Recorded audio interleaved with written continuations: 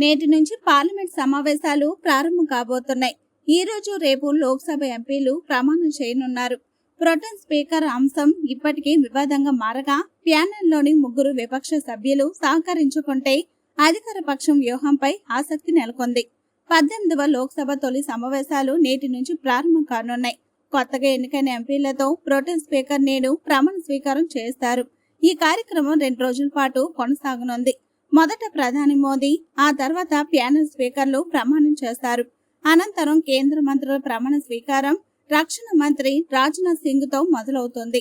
తర్వాత స్వతంత్ర హోదా సహాయ మంత్రులు, ఆ తర్వాత కేంద్ర పాలిత ప్రాంతాలు, రాష్ట్రాలకు చెందిన ఎంపీలు ప్రమాణం చేస్తారు.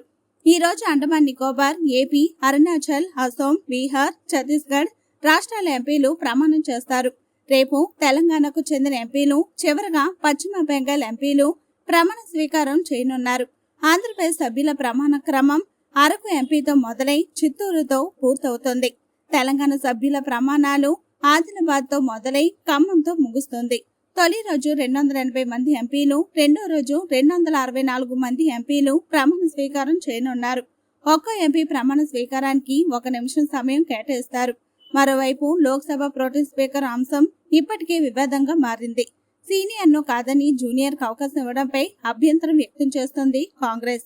8 సార్లు లోక్సభకు ఎన్నికైన సురేష్ ను కాదని లోక్సభ ప్రొటెం స్పీకర్ గా బీజేపీ సభ్యుడు మహతాబ్ను ఎంపిక చేయడం ద్వారా నిబంధనలు, సాంప్రదాయాలను ప్రభుత్వం ఉల్లంఘించిందని విపక్షం ఆరోపిస్తోంది.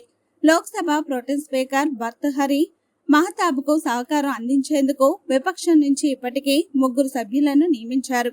అయితే ఆ ప్యానెల్లో ఉండేందుకు వారు విముఖత చూపిస్తున్నారు.